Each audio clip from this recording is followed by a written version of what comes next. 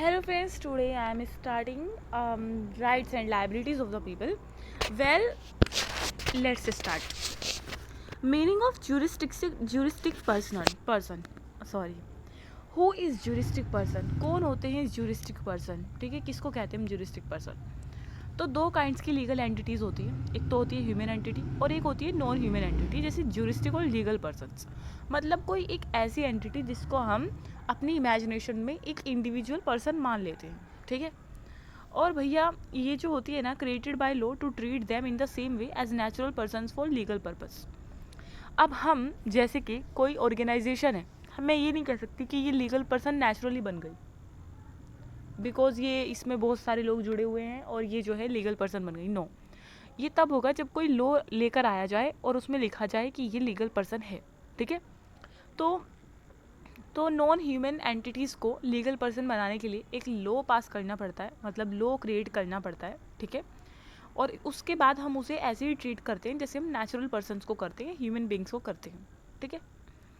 और किस चीज़ के लिए? For legal purpose. इसलिए नहीं कि भैया हम ह्यूमन बींग्स को, कंपनी को किसी हमने लीगल एंटिटी समझ लिया, ठीक है, लीगल पर्सन समझ लिया, अब हम क्या कर रहे हैं, उसको लड्डू खिला रहे हैं कि तुम भी ह्यूमन बींग जैसे हो, या कह रहे हैं कि चलो भाई तुम नहा लो। नो, सिर्फ लीगल पर्पज़ के लिए, ओके, सिर्फ लीगल पर्पज़ के लिए। It can be sued and the guardians and representatives can approach the court in violation of rights granted to them, ठीक है।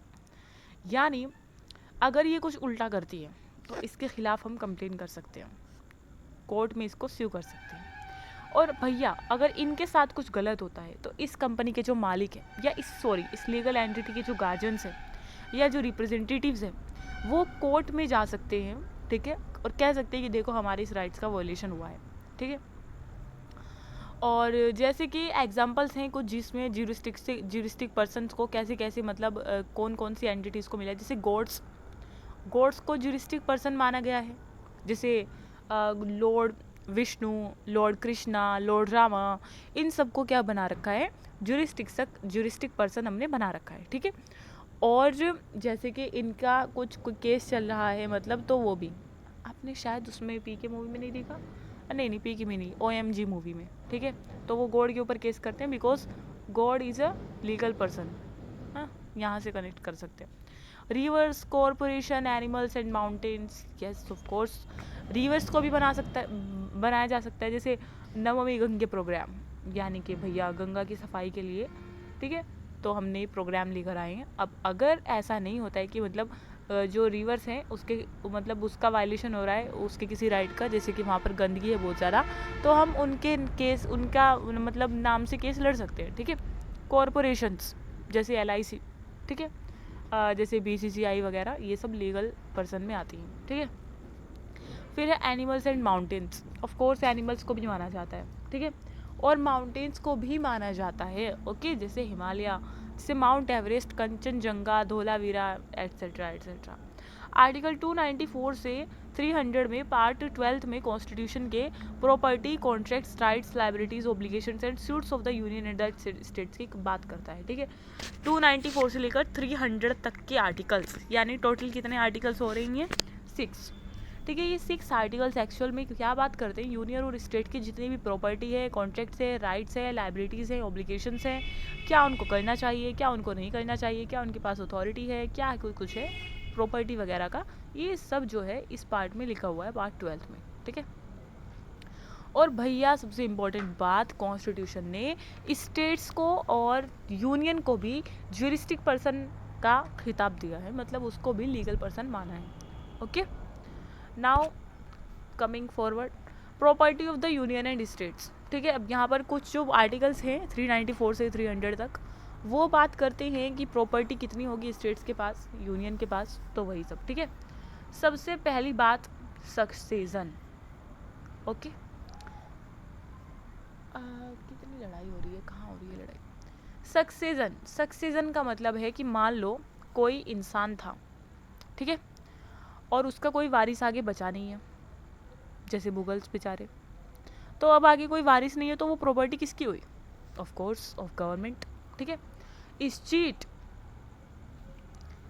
मतलब I am not getting this words actually, मुझे लगता है इस चीट होता है जिसका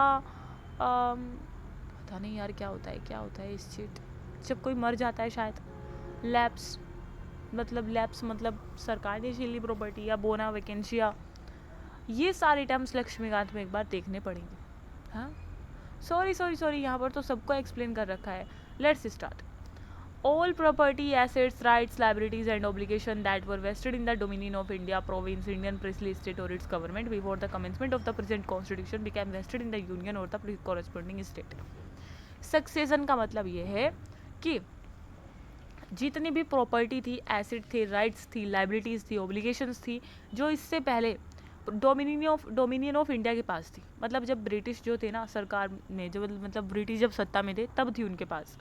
प्रोविंस, इंडियन प्रिंसली स्टेट, उनकी गवर्नमेंट, जितना भी कुछ उनका था ना पूरा, ठीक है, कमेंसमेंट ऑफ द कॉन्स्टिट्यूशन से पहले, before vested in the union, वो सब कहाँ जाएगा, वो सब यूनियन में वेस्टेड हो जाएगा, ठीक है, या फिर कॉरेस्पॉन्डिंग स्टेट्स में। समझ में आ गया? मतलब dominion of India, province, commencement of the constitution से पहले जितना भी था वो सब किसका होगा? यूनियन का होगा या कॉरेस्पॉन्डिंग स्टेट का होगा। That's we call succession. फिर हम बात करते हैं स्टेट, लैब्स, बोना वैकेंशिया की, ठीक है। कोई भी प्रॉपर्टी हो जो कि किंग के पास थी पहले, किंग ऑफ इंग्लैंड के पास थी या रूलर ऑफ इंग्लैंड के पास थी, ठीक है, इंडियन प्रिंसली स्टेट की, ठीक है, या तो इस स्टेट से गई हो उसके पास, मतलब कोई इंसान मर गया, ठीक है, उसका कोई सक्सेसर नहीं है तो वो उसके पास थी, तो लैब्स तो वो भी इंडियन गवर्नमेंट के पास आएगी। लैब्स यानी कि प्रॉपर्टी रखने का जो राइट था, ठीक है, वो ही क्या कर लिया, छीन लिया, ठीक है, termination of rights through disuse और failure to follow appropriate procedures, जो प्रोसीजर फॉलो करने के लिए कहा था वो नहीं किया तो लैप्स कर दिया गया आपका ये राइट, ठीक है, तो उसके थ्रू। बोना वैकेंशिया, भाई एक ऐसी प्रॉपर्टी पाई गई है उसका कोई ओनर ही नहीं है, बताओ, मतलब क्या करे फिर उसका, फिर तो वो यूनियन गवर्नमेंट या स्टेट गवर्नमेंट के पास जाएगी, ठीक है, तो वो कहाँ पर रहेगी, अब स्टेट के पास रहेगी, ठीक है, जहाँ पर देखो अगर वो किसी स्टेट में लाई करती है ऐसी प्रॉपर्टी तो वो स्टेट में रहेगी, और अगर वो किसी यूटी में रहती है या फिर ऐसी जगह रहती है जो स्टेट के एक्सक्लूसिव ज्यूरिसडिक्शन से बाहर है, तब वो हमारे यूनियन के पास जाएगी। दैट्स सो क्लियर, ठीक है। हमने सक्सेसर वाला देखा कि जो भी डोमिनियन ऑफ इंडिया में प्रॉपर्टी थी, ये सब वो सब किसके पास जाएगी, यूनियन के और कॉरेस्पॉन्डिंग स्टेट्स के। इस स्टेट का देखा हमने, ठीक है, कोई इंसान मर गया, आगे कोई सक्सेसर नहीं है, लैप्स, कुछ प्रोसीजर में गलती कर दी तब। बोना वैकेंशिया, कोई सक्सेसर है नहीं, मतलब सॉरी कोई ऑनर ही नहीं है प्रॉपर्टी का, तो ऐसे केस में अगर वो स्टेट में लाई करती है ऐसी प्रॉपर्टी, स्टेट, लैप्स और बोना वैकेंशिया वाली, तो वो स्टेट के पास जाएगी, और अगर यूटी या फिर दूसरी किसी जगह पर लाई करती है, ठीक है, एक्स्ट्रा स्टेट ज्यूरिसडिक्शन, तो फिर वो यूनियन के पास जाएगी, ठीक है। अब हम बात करते हैं सी वेल्थ की। सी वेल्थ का तो आपको पता है, बस दो चीज़ें याद रखनी है, 12 nautical miles and 200 nautical miles, ठीक है। जो हमारा 12 नॉटिकल माइल्स का है वो क्या है, वो है सॉरी यार, टेरिटोरियल वाटर है, ठीक है, टेरिटोरियल वाटर है वो, मतलब 19 किलोमीटर तक हमारा अधिकार है अपने समुद्र के पानी पर, बाउंड्री से 19 किलोमीटर।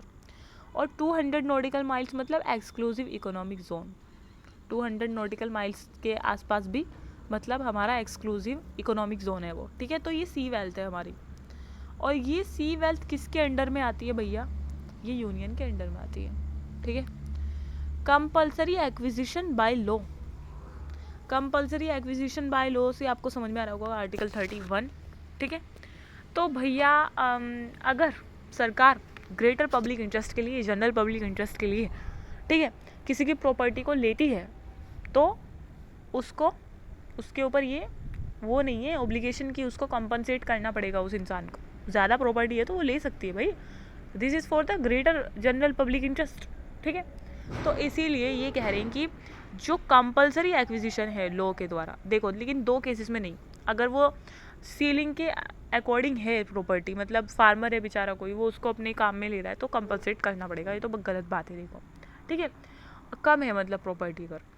और भैया दूसरा केस जब है जब कोई माइनॉरिटी एजुकेशनल इंस्टीट्यूशन आप ले रहे हो तब, ठीक है, उसकी ज़मीन ले रहे हो। एक्विजिशन अंडर एग्जीक्यूटिव पावर, ठीक है, अगर एक्विजिशन कर रहे हो एग्जीक्यूटिव पावर के अंडर में तब भी। Well let's move on the next topic, property of the union and the states. है ये हमने पढ़ लिया, ये पहले वाला भी ऐसा ही था, आगे वाला भी ऐसा ही है। नहीं सॉरी सी वेल्थ का अभी स्टार्ट होगा। वो मैंने सी वेल्थ का अपनी तरफ से बता दिया था। लेट्स से कि क्या क्या गलती आई। All lands minerals and other things of value under the waters of the ocean within. जितने भी लैंड्स हैं ना, जितने मिनरल्स हैं, जितनी दूसरी चीज़ें हैं वैल्यू की, वो सब आएंगी, ठीक है, ओशन वाटर के अंडर में। कितना टेरिटोरियल वाटर ऑफ इंडिया कितना है, 12 नॉटिकल माइल। इसका मतलब मैं सही कह रही थी, कॉन्टिनेंटल शेल्फ ऑफ इंडिया हमारी है वो भी, ठीक है। और एक्सक्लूसिव इकोनॉमिक जोन जो है हमारा वो 200 नॉटिकल माइल्स, ठीक है। तो ये सब क्या है, ये सी वेल्थ में आएगा।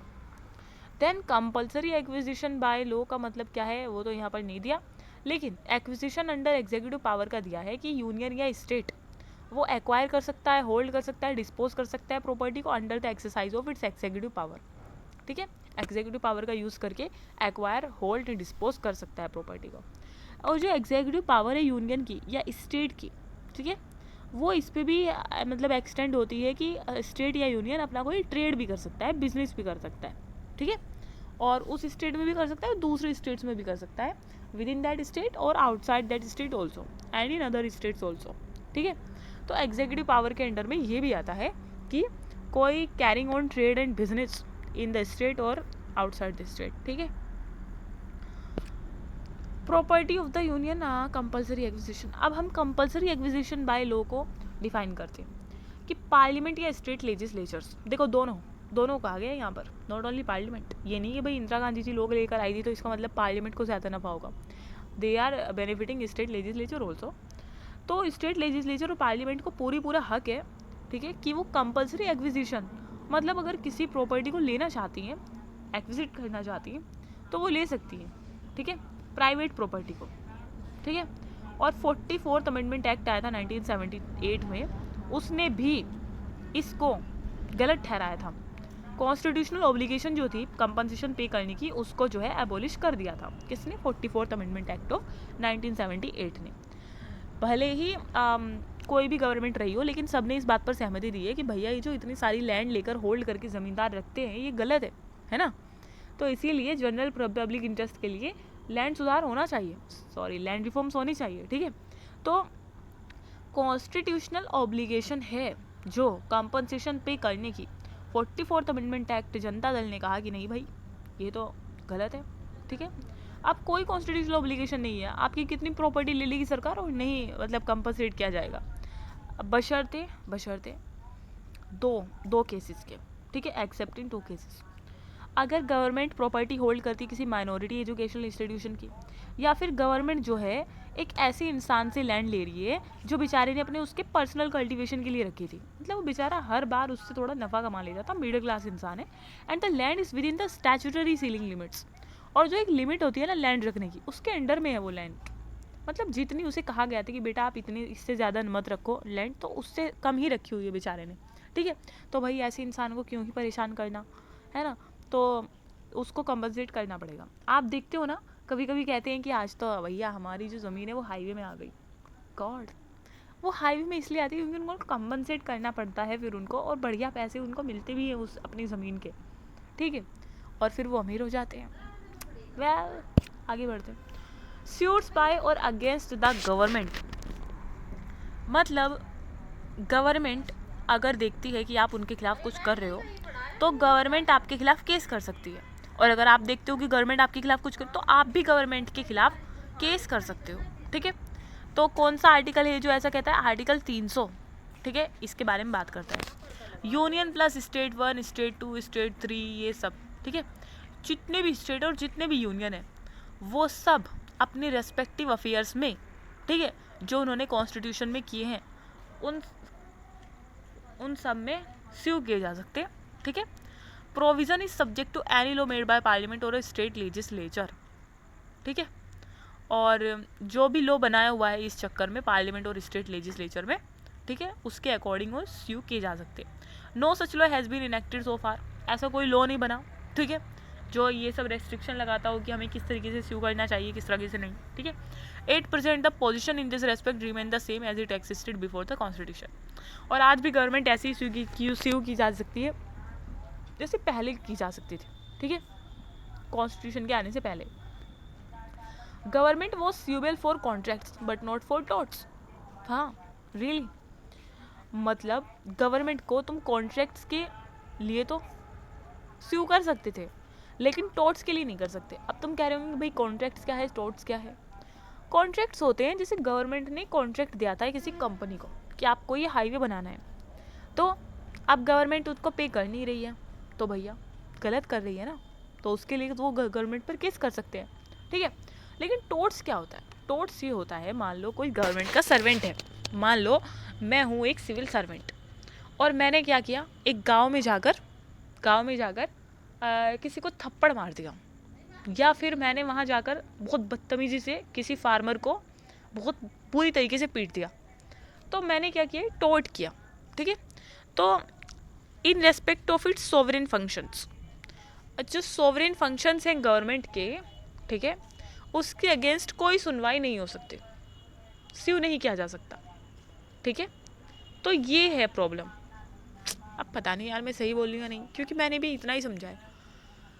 देखो भाई seriously talking, this is just for revision of mind, ठीक है, मैं खुद का रिवीजन कर रही हूँ, and whatever is in my mind I am telling this, so don't be like don't take me serious all that what I want to say, ठीक है।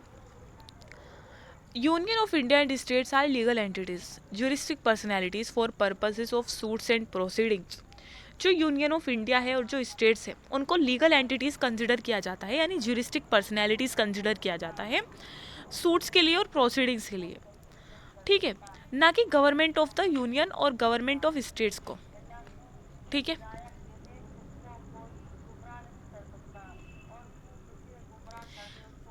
मतलब पहले कॉन्स्टिट्यूशन से पहले गवर्नमेंट को टॉर्ट्स के लिए स्यू नहीं कर सकते थे, कॉन्ट्रैक्ट के लिए कर सकते थे, okay.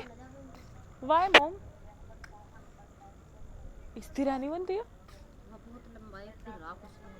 Really?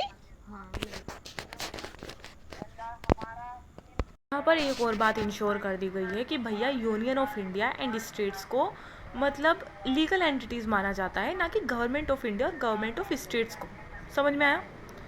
Government of the union और गवर्नमेंट ऑफ स्टेट्स के खिलाफ आप केस नहीं कर सकते। यूनियन ऑफ इंडिया और यूनियन मतलब गवर्नमेंट ऑफ द यूनियन के खिलाफ अगर आपको केस करना है तो वो यूनियन ऑफ इंडिया के नाम से आएगा, ठीक है।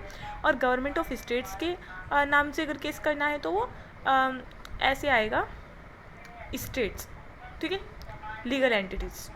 गवर्नमेंट को स्यू नहीं किया जाएगा। जैसे the state of Madras not state government, the state of Madras ऐसे बोला जाएगा, ठीक है, ऐसे नहीं कि स्टेट गवर्नमेंट। स्यूट्स बाय और against the government, liability for contracts. देखो यूनियन और स्टेट, कोई भी स्टेट किसी कॉन्ट्रैक्ट में एंटर हो सकता है, चाहे वो एक्विजिशन से रिलेटेड हो, प्रॉपर्टी ले रहा हो, वो होल्ड कर रहा हो, डिस्पोज कर रहा हो, ठीक है, या फिर कोई ट्रेड या बिजनेस कैरी ऑन कर रहा हो, ठीक है। तो ऐसे इससे कॉन्ट्रैक्ट में शामिल हो सकता है या दूसरे किसी पर्पज़ के लिए, okay. And now another thing is कि conditions are mandatory and not merely directory in nature. जो कंडीशंस हैं, one minute, let me go outside first and then after that I will start because there are so many disturbances here. ओए वहाँ ना घूम में, वहाँ पता नहीं क्या घूम रहा था अभी, उधर ही, वहाँ सामने एक इतना लंबा सा जानवर, इस साइड आजा, मेरी अम्मी भी बोल रही थी अभी। अम्मी जुबेर घूम रहा उधर वाली छत पे।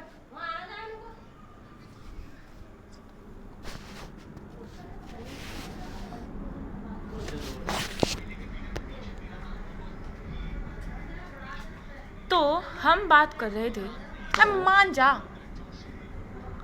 कि स्टेट जो है वो एक्विजिट कर सकता है, किसी प्रॉपर्टी को होल्ड कर सकता है, डिस्पोज भी कर सकता है, ठीक है, या फिर किसी ट्रेड या बिजनेस में भी आ सकता है, किसी और पर्पज़ के लिए भी, जैसे कि एग्जीक्यूटिव पावर है उसकी, ठीक है। तो कॉन्स्टिट्यूशन कुछ कंडीशंस डालता है, 3 कंडीशन डालता है कि अगर आपको एक कॉन्ट्रैक्ट में एंटर करना है तो कॉन्ट्रैक्ट में ये सारी कंडीशन फुलफिल होनी चाहिए, ठीक है। एक तो उस कॉन्ट्रैक्ट में ये लिखा होना चाहिए कि ये कॉन्ट्रैक्ट जो लिया गया है या बनाया गया है ये प्रेसिडेंट या गवर्नर की तरफ से है, ठीक है, प्रेसिडेंट या गवर्नर। यूनियन ऑफ इंडिया के उसमें प्रेसिडेंट के और वैसे स्टेट वगैरह के गवर्नर के। Must be executed on behalf of the president और गवर्नर। एक तो एक्सप्रेस भी प्रेसिडेंट और गवर्नर के नाम से होना चाहिए और एग्जीक्यूटेड भी प्रेसिडेंट और गवर्नर के नाम से ही होना चाहिए, और ऐसे इंसान से के द्वारा एग्जीक्यूट किया जाना चाहिए और ऐसे मैनर में एग्जीक्यूट किया जाना चाहिए जो कि प्रेसिडेंट और गवर्नर ने डायरेक्ट किया हो, ठीक है। यानी एक ऐसा इंसान एग्जीक्यूट करे जिसको गवर्नर ने या फिर प्रेसिडेंट ने चुना हो या डायरेक्ट किया हो या ऑथराइज किया हो, और ऐसा मैनर में एग्जीक्यूट किया जाए जो कि प्रेसिडेंट या गवर्नर ने डायरेक्ट किया हो या ऑथराइज किया हो, ओके। अब प्रेसिडेंट या गवर्नर, अब ऐसा नहीं है कि वहाँ पर प्रेसिडेंट का नाम लिया जा रहा था कॉन्ट्रैक्ट में तो आप प्रेसिडेंट को ही घसीट कर लाओगे, गवर्नर को घसीट कर लाएंगे कि भैया ये जो कॉन्ट्रैक्ट है ये क्यों नहीं हो रहा है हमारा, ठीक है। वो पर्सनली लायबल नहीं है किसी भी कॉन्ट्रैक्ट के लिए, चाहे वो उनके नाम पर एक्सप्रेस किया गया हो चाहे एग्जीक्यूटेड किया गया हो, ठीक है। जो कॉन्ट्रैक्चुअल लायबिलिटी है, government is the same as that of an individual under the ordinary law of contract. सच में आज आरसीबी जीत गई। कॉन्ट्रैक्चुअल लायबिलिटी जो है, contractual liability government is the same as that of an individual under the ordinary law of contract, ठीक है। वो गवर्नमेंट को ही स्यू किया जाएगा, I think not I think. अब टॉर्ट के बारे में बात करते हैं। In tort law a tort is defined as a wrongful act और वायलेशन ऑफ अ राइट। किसी इंसान के राइट का वायलेशन कर दिया, ठीक है, या फिर कोई बुरा काम कर दिया, रॉन्ग एक्ट कर दिया, excluding a breach of contract. वो कॉन्ट्रैक्ट से अलग है, ठीक है, टॉर्ट कॉन्ट्रैक्ट से अलग होता है। विच कॉजेज लॉस हार्म और injury to another party and result in legal civil liability, ठीक है। इससे अब क्या हुआ है, किसी का लॉस हुआ है, किसी को नुकसान पहुंचा है, किसी को चोट आई है, ठीक है, दूसरी पार्टी को, और लीगल और सिविल लायबिलिटी जिससे आई है, ठीक है। तो लायबिलिटी जैसे एम्प्लॉइज की लायबिलिटी होती है, वेल सोर्स बाय और अगेंस्ट द गवर्नमेंट। अगर हम टोर्ट की बात करें तो उसमें क्या कर सकते हैं गवर्नमेंट के साथ, क्या नहीं कर सकते हैं, ये देखते हैं, ठीक है। भाई बिगिनिंग में क्या हुआ था, सबसे पहले हम थोड़ी हिस्ट्री जान लेते हैं इसकी। बिगिनिंग में ईस्ट इंडिया कंपनी एक ट्रेडिंग बॉडी थी, ठीक है, east India company was only a trading body. फिर उसने कुछ टेरिटरीज को एक्वायर्ड किया इंडिया में और फिर वो एक सॉवरेन अथॉरिटी बन गई। कंपनी जो थी वो सुएबल थी अपने फंक्शंस के लिए, trader as a trader but not as a sovereign. Company के सर्वेंट ट्रेड में अगर कुछ दिक्कतबाजी करते तो उसके लिए उनको स्यू किया जा सकता था, लेकिन अगर वो एज अ सॉवरेन कुछ उल्टा काम कर रहे हैं so that will not be able to sue, मतलब तब उनको स्यू नहीं किया जा सकता था, ठीक है। तो ये प्रॉब्लम थी, ये ईस्ट इंडिया कंपनी के सर्वेंट्स करते थे ऐसा। This immunity based on the English common law maxim, और ये जो इम्यूनिटी थी ये उनको किसके तहत मिली थी, इंग्लिश का एक कॉमन लॉ मैक्सिम है, एक थ्योरी है जिसमें लिखा हुआ है king can do no wrong. King कभी भी कुछ उल्टा नहीं कर सकता है, ठीक है, मतलब किंग जो है वो लायबल नहीं है for wrongs of his servant. मतलब किंग के सर्वेंट अगर कुछ उल्टा सीधा करते हैं तो किंग उसके लिए लायबल नहीं होगा।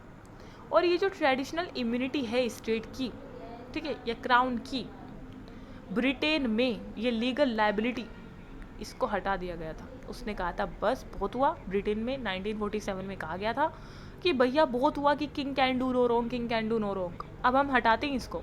टॉर्ट्स के लिए स्यू किया जा सकता है, ठीक है, सिविल सर्वेंट्स को, गवर्नमेंट सर्वेंट को किया जा सकता है, ठीक है। तो इसको 1947 में हटा दिया गया जब हमारा देश आज़ाद हुआ, ठीक है, क्राउन प्रोसीडिंग एक्ट के द्वारा। लेकिन इंडिया में ये इस प्रॉब्लम सेम रही, मतलब स्टिल सेम, ये पोजीशन सेम रही, तब तक ऐसे ही चलता रहा that government was sued for the contracts violation but not for the torts, ठीक है। अब गवर्नमेंट और यूनियन और states in India can be sued for torts civil wrong committed by its official only in the exercise of its non sovereign function but not in the sovereign function। India में क्या था कि जो government थी उनको आप non sovereign function के लिए तो टोर्ट में कर सकते थे स्यू, ठीक है, ठीक है, उनके ऑफिशियल ने अगर अपने नॉन सोवरेन फंक्शन को करते हुए अगर कुछ उल्टा काम किया है तो तब तो वो हो सकते थे स्यू, लेकिन सोवरेन फंक्शन के दौरान नहीं। जैसे अगर वो एडमिनिस्ट्रेटिंग जस्टिस किसी को जस्टिस दे रहे हैं, ये उनकी ड्यूटी है जस्टिस देना, ठीक है। अगर उन्होंने कुछ गलत फैसला दे दिया तो they can not be sued. Constructing a military road, मान लो कि कह रहे हैं कि वहाँ पर मिलिट्री रोड बनाना है एक सिक्किम में, तो बात यह है कि वहाँ से बहुत सारे घरों को उजाड़ना पड़ेगा।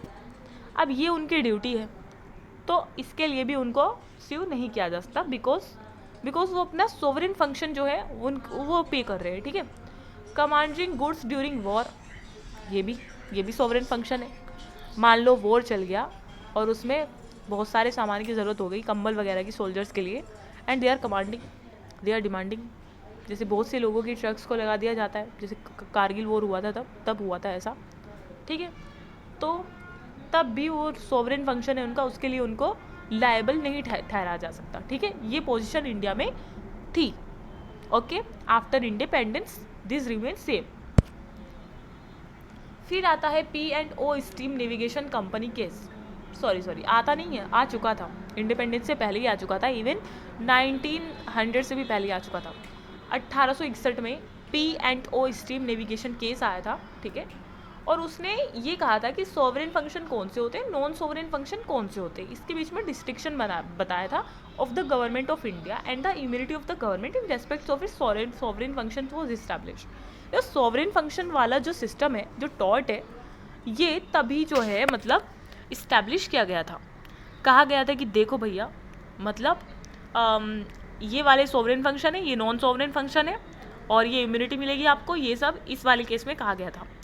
और कस्तूरी लाल केस फिर 1965 में हुआ, उसमें सुप्रीम कोर्ट ने इसको रिअफर्म कर दिया, कहा कि बिल्कुल सही कहा गया है, ठीक है। तो P&O steam navigation case 1861, you should remember. And then after that 1965 का कस्तूरी लाल केस, जिसमें सुप्रीम कोर्ट ने इस स्टेटमेंट को रिअफर्म किया था, ठीक है।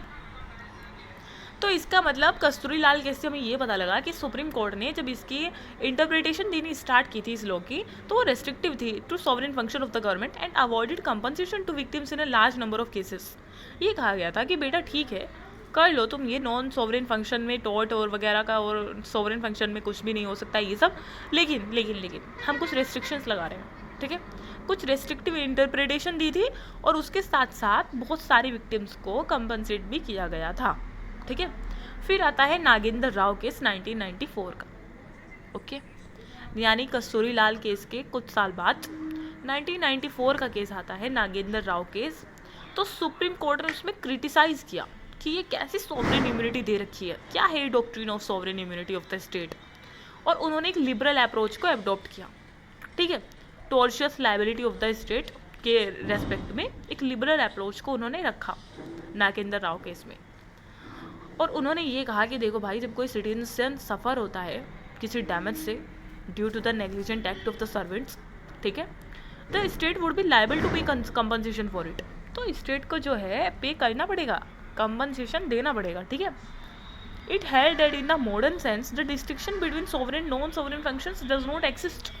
उसने कहा कि आजकल के ज़माने में कहाँ ही नॉन सोवरेन और सोवरेन तुम उठाओ फिर रहे हो, ठीक है, ऐसा नहीं होता आप कुछ भी। It's observation Nagendra Rao case are as follows, मतलब उसकी जो ऑब्जर्वेशन थी नागेंद्र राव की केस की, वो क्या क्या थी। यानी 1994 में सुप्रीम कोर्ट ने इस लायबिलिटी फॉर टॉर्ट्स के बारे में क्या क्या कहा था। उन्होंने कहा था कि कोई भी सिविलाइज सिस्टम हो, वो कभी परमिट नहीं करेगा कि एक एग्जीक्यूटिव जो है वो उसके लोगों के साथ खेले, ठीक है, और ये कहे कि भाई हम तो इंटाइटलमेंट मिली हुई है हमें तो किसी भी मैनर में काम करने की, क्योंकि हम सॉवरेन हैं, ठीक है। तो भैया पब्लिक इंटरेस्ट का जो कॉन्सेप्ट है वो अब चेंज हो गया है और सोसाइटी में बहुत स्ट्रक्चरल चेंजेस आ गए हैं, तो अब ऐसा नहीं चलेगा। दूसरी बात उन्होंने कही थी कि ये जो वाटर टाइट कंपार्टमेंटलाइजेशन कर रखा है आपने स्टेट का, कि ये सॉवरेन फंक्शन है, ये नॉन सॉवरेन फंक्शन है, ये वाटर टाइट क्या है ये कंपार्टमेंटलाइजेशन, वाह कितना बड़ा वर्ड है, ठीक है। तो ये सब अब हटाना पड़ेगा, ठीक है। अब ये हम ये नहीं कह सकते कि ये गवर्नमेंटल है, ये नॉन गवर्नमेंटल है, everything is governmental and everything is non governmental, okay. तो मतलब आज की जो ज्यूरिस्प्रूडेंशियल थिंकिंग है उसके कॉन्ट्रारी जा रहा है ये, तो इसको हटाना पड़ेगा। इन अ वेलफेयर स्टेट, और इस एक वेलफेयर स्टेट में जो स्टेट का फंक्शन होता है वो सिर्फ डिफेंस करना नहीं होता है कंट्री के, या फिर जस्टिस देना नहीं होता है, या लॉ एंड ऑर्डर को मेंटेन करना नहीं होता है। ये एक्सटेंड होता है कंट्रोल करने पर, रेगुलेट करने पर, पीपल की एक्टिविटीज़ को हर एक स्फेयर में, ठीक है, चाहे वो एजुकेशनल स्फेयर हो, चाहे कमर्शियल स्फेयर हो, चाहे social, economic, political and even marital, yes marital, ठीक है। तो ये मतलब जहाँ पर रेगुलेट और कंट्रोल करना पड़ता है स्टेट को। डेमोक्रेटिक, और ये जो लाइन तुमने बना रखी है सोवरेन और नॉन सोवरेन पावर्स के बीच में, उसका कोई रैशनल बेसिस नहीं है अब, ठीक है। सुप्रीम कोर्ट ने अपनी जो कस्तूरी लाल वाली जजमेंट थी, जिसमें उन्होंने रियफर्म किया था P&O स्ट्रीम नेविगेशन केस वाली जजमेंट को, तो वो तो नहीं हटाई, ठीक है। लेकिन उन्होंने ये कहा कि ये वाली जो हमारी ये जो मतलब नो लायबिलिटी फॉर टोर्ट्स वाला जो स्टेटमेंट है, ये कुछ रेयर केसेस के लिए रहने दो, ठीक है, रेयर एंड लिमिटेड केसेस तक के लिए बस। Need of the state, rights of citizens, reconciliation duties of the citizens, मतलब ये पिरामिड बनाकर समझा रहे हैं कि भैया ये सब जो है इंटर रिलेटेड है, ठीक है। इन सब में एक सिटीजन, इन सब में मतलब चीज़ों में क्या है, एक इंटर रिलेशनशिप है, ये सब एक दूसरे के ऊपर डिपेंड है। लोगों के राइट्स हैं, लेकिन राइट्स के साथ साथ ड्यूटीज़ हैं, फिर स्टेट की कुछ नीड्स हैं, ठीक है। फिर कॉमन कोज केस होता है 1999 का, यानी 1999, यानी सबसे recent case, first 1861, then 1990, sorry फिर 1965, फिर 1994 एंड देन आफ्टर दैट 1999, यानी 4 साल बाद सुप्रीम कोर्ट ने फिर से पूरे डॉक्ट्रिन को दोबारा एग्जामिन किया, ठीक है। और अब की बार उन्होंने सॉवरेन इम्यूनिटी रूल को कर दिया बाय बाय, ठीक है। उन्होंने कहा कि भैया ये जो P&O stream navigation company case में कहा गया था वो बहुत पुराना हो गया, आउटमोडेड है, ठीक है। मॉडर्न टाइम्स में स्टेट एक्टिविटीज़ बहुत बढ़ गई हैं, ठीक है। तो अब कोई लाइन ऐसे हम ड्रॉ नहीं कर सकते कि कौन सॉवरेन फंक्शन है, कौन नॉन सॉवरेन फंक्शन है। भाई स्टेट को अब लायबल रहना पड़ेगा सारे टॉर्चर्स एक्ट के लिए जो उसके एम्प्लॉयज़ का कर रहे हैं, ठीक है, चाहे उन्होंने सॉवरेन फंक्शन में किया हो या नॉन सॉवरेन फंक्शन में किया हो, okay. Finally the court observe that the efficacy of Kasturi Lal case as a binding president has been eroded, मतलब अब उसको इरोड कर दिया गया, ठीक है। प्रिजनर मर्डर केस आया फिर 2000 में, यानी 2000 में। सुप्रीम कोर्ट ने कहा कि जुडिशियल एडवांसमेंट की प्रोसेस के दौरान, कस्तूरी लाल केस की जुडिशियल एडवांसमेंट की प्रोसेस के दौरान, ठीक है, has failed into insignificance and is no longer of any binding value, अब वो किसी काम की नहीं रही, ठीक है। यानी रीअफर्म किया जो रिजेक्शन उनको कॉमन कॉज केस में P&O stream navigation case judgement को मिला था, वही same rejection prisoner murder case 2000 में भी मिला, ठीक है। अब इसका मतलब ये है कि अब ये इनसिग्निफिकेंट हो गया है और कोई बाइंडिंग वैल्यू अब इसकी नहीं रही है। सूट्स अगेंस्ट पब्लिक ऑफिशियल्स, अब जो सूट्स है पब्लिक ऑफिशियल्स के खिलाफ वो कैसे कैसे हैं, प्रेसिडेंट और गवर्नर। देखो भाई, प्रेसिडेंट या गवर्नर जब तक अपनी टर्म ऑफ ऑफिस में रहेंगे, ठीक है, चाहे वो कुछ भी काम करें, चाहे वो अपनी ऑफिशियल पावर और ड्यूटीज़ को निभाने के लिए कुछ भी काम करें, उनके लिए हम उनको लायबल नहीं ठहरा सकते या उनके खिलाफ कोई प्रोसीडिंग क्रिमिनल वगैरह कोई स्टार्ट नहीं कर सकते, ठीक है। Criminal proceeding can be started in respect of their personal acts arrested और इम्प्रिजन्ड, ठीक है। पर्सनल एक्ट्स के लिए क्रिमिनल प्रोसीडिंग भी स्टार्ट नहीं कर सकते, चाहे पर्सनल एक्ट उन्होंने क्यों ना किया हो, ठीक है। मतलब उस पोस्ट की गरिमा रखने के लिए, उस पोस्ट की लिहाज रखने के लिए हम उनको ना ही तो जेल में डाल सकते हैं, ना ही उन्हें अरेस्ट कर सकते हैं, ठीक है, जब तक वो उस पोस्ट पर हैं। हाँ, इम्पीचमेंट का चार्ज लगाकर उनको हटाकर then after that it can be started, ठीक है। लेकिन जब तक वो ऑफिस में है बस तब तक, उसके बाद चाहे से वो उससे ऑफिस से हटे दैन उसके बाद उनके ऊपर चार्ज लगाया जा सकता है। अब ऑफिशियल कंडक्ट जो है प्रेसिडेंट के, वो एक कोई कोर्ट रिव्यू कर सकता है, ट्राइब्यूनल रिव्यू कर सकता है और any other body authorise by either house of parliament to investigate charges for impeachment, ठीक है। इम्पीचमेंट वाली प्रोसेस का तो फिर आपको पता ही है क्या क्या होता है। और सिविल प्रोसीडिंग, मतलब ये ऑफिशियल एक्ट्स के लिए था, जो मैं इम्पीचमेंट वाला बता रही हूँ ऑफिशियल एक्ट्स के लिए था। सिविल प्रोसीडिंग स्टार्ट हो सकती है against them during their term of office in respect of their personal acts after giving 2 month advance notice. Civil proceeding start हो सकती है, ठीक है, नॉट क्रिमिनल प्रोसीडिंग, वो भी 2 महीने का एडवांस नोटिस देकर और वो भी उस काम के लिए जो उन्होंने पर्सनल उसमें किया हो, ठीक है, अपनी पर्सनल कैपेसिटी में जो एक्ट किया हो उसके खिलाफ सिविल प्रोसीडिंग स्टार्ट हो सकती है, लेकिन वो भी 2 month का नोटिस देकर। Then after that suit against public officials, जैसे मिनिस्टर, तो भाई मिनिस्टर को कोई इम्यूनिटी नहीं मिली है ऐसी जैसे प्रेसिडेंट और गवर्नर को मिली है, ठीक है। उनको काउंटर साइन नहीं करना होगा जैसे ब्रिटेन में करना पड़ता है कि प्रेसिडेंट और गवर्नर के सारे कामों को क्या करना पड़ता है, काउंटर साइन करना पड़ता है ब्रिटेन में, लेकिन उनको हमारे यहाँ पर मिनिस्टर्स को प्रेसिडेंट और गवर्नर के जितने भी ये मतलब विक्टिम होते हैं, काम होते हैं, उनके लिए काउंटर साइन नहीं करना पड़ता, ठीक है। अपने उसके लिए वो लायबल नहीं है कोर्ट में। और not liable for the official acts done by the president and the governors on their advice as the courts are debarred from inquiring into such advice.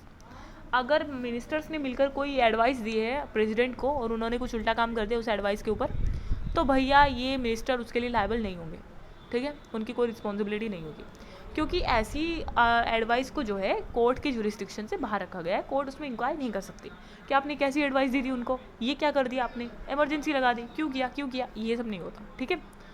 Ministers do not enjoy any immunity for their personal acts. Minister ये बात है कि अपनी personal acts के लिए कोई immunity enjoy नहीं करते, ठीक है। ऑफिशियल एक्ट के लिए एडवाइस दे दी, कुछ बोल दिया पार्लियामेंट में, उसके लिए तो देखो उनके लिए कुछ नहीं हो सकता, ठीक है। लेकिन भैया अगर वो पर्सनल एक्ट कुछ करते हैं, मंत्री जी गए थे कुछ उल्टा सीधा बयान देकर आ गए, तो उनके खिलाफ हो सकती है भैया, स्टार्ट हो सकती है उनके खिलाफ प्रोसीडिंग, ठीक है। बहुत से मंत्री जेल में पड़े होते हैं, पता है ना आपको, तो ये सब होता है, ठीक है। जिसके कोई क्राइम कर दिया उन्होंने, तो एज ए कॉमन सिटीजन की तरह उनको भी ट्रीट किया जाएगा इन द कोर्ट्स, ठीक है। और नोट, चलो ये तो हमने पढ़ लिया। फिर सूट्स अगेंस्ट पब्लिक ऑफिशियल, मान लो कोई जुडिशियल ऑफिसर है, ठीक है। जुडिशियल ऑफिसर की पहले बात करते हैं। ये इंजॉय करते हैं इम्यूनिटी, ठीक है। अगर उन्होंने कोई ऑफिशियल एक्ट्स किया है, ठीक है, तो उनको स्यू नहीं किया जा सकता है, ठीक है, अगर उन्होंने अपनी ऑफिशियल कैपेसिटी में कोई एक्ट किया है। और ये हमें कहाँ से पता चलता है, जुडिशियल ऑफिसर प्रोटेक्शन एक्ट 1850, उसमें ऐसा लिखा है कि ना ही तो कोई जज, ना मजिस्ट्रेट, ना जस्टिस ऑफ पीस, कलेक्टर और other person acting judicially shall be liable to be sued in any civil court for any act done by him in the discharge of his official duty, not personal duty or not in personal capacity, only for official, okay। अब कुछ public officials होते हैं जैसे civil servants, IAS वगैरह, उनके लिए क्या प्रावधान है, जैसे कि civil servants who made a contract in his official capacity. कोई सिविल सर्वेंट है, उसने कोई कॉन्ट्रैक्ट लिया है, कोई कॉन्ट्रैक्ट जो है साइन किया है, ठीक है, ऑफिशियल कैपेसिटी में, वो उसके लिए पर्सनली लायबल नहीं है, ठीक है, because but it is government, central और state that is liable for the contract. जैसे वो स्टेट में काम कर रहा है और उसने कोई कॉन्ट्रैक्ट लिया, तो इसका मतलब यह है कि वो स्टेट गवर्नमेंट उसके लिए लायबल है, ना कि वो पब्लिक सर्वेंट, ठीक है।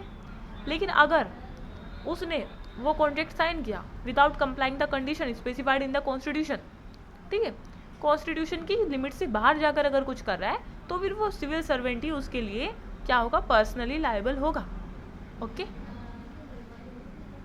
Enjoy immunity from legal liability for their tortious act.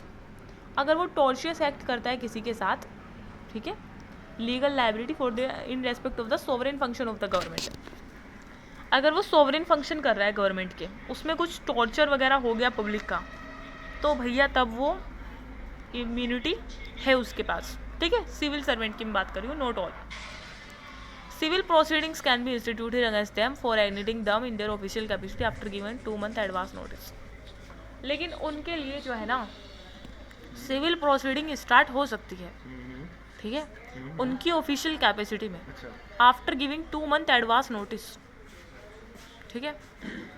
Official capacity में यहाँ पर एक, आप कंफ्यूज मत हो ना, प्रेसिडेंट के लिए वो पर्सनल कैपेसिटी में था, ठीक है। पर्सनल कैपेसिटी में अगर उन्होंने कुछ उल्टा काम कर दिया है तो सिविल प्रोसीडिंग स्टार्ट होगी after giving 2 month advance notice, ठीक है। लेकिन सिविल सर्वेंट के साथ उल्टा है, ऑफिशियल कैपेसिटी में भी 2 month एडवांस नोटिस देकर उनके खिलाफ सिविल प्रोसीडिंग स्टार्ट हो सकती है, ठीक है।